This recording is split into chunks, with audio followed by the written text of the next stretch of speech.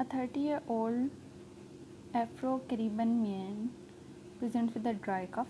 He also complains of a purple rash on his legs. Chest X-ray is performed as a part of his assessment, and there is a PA view of the chest X-ray of that man, which is showing the hilar lymphadenopathy, hilar enlargement is present. So coming towards this interpretation, here is the trachea is central. The patient is slightly rotated, minor rotation is visible, and there is a thickened right paratracheal strip secondary to the lymphadenopathy.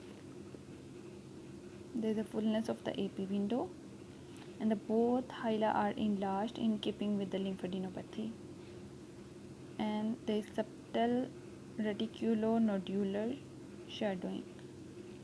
If we zoom it, you can see there is a reticulonodular shadowing. So coming towards this interpretation part, this is a PHS X-ray of an adult male. There is minor patient rotation which can be measured from the distance of the medial end of the clavicle bilaterally, and it is slightly under penetrated, that's why it is somewhat whitish in look. Otherwise it is technically adequate and with a good inspiratory achievement, and that it is diagnostic, and no important areas are cut off at the edges.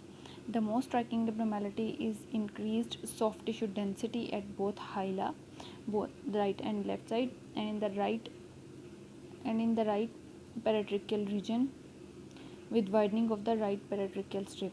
These are the hila enlargement, and this is the widening of the right paratracheal strip. There is also soft tissue fullness within the aortopulmonary window, the AP window, aortopulmonary window, and due to soft tissue fullness, it is the window is not clear and it is obliterated.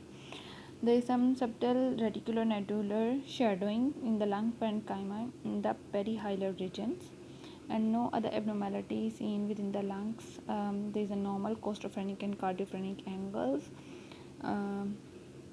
There is no blunting, and cardiac contours are clear. There is no free subdiaphragmatic gas. The diaphragms are clearly demarcated, and the visualized skeletal and soft tissues are normal.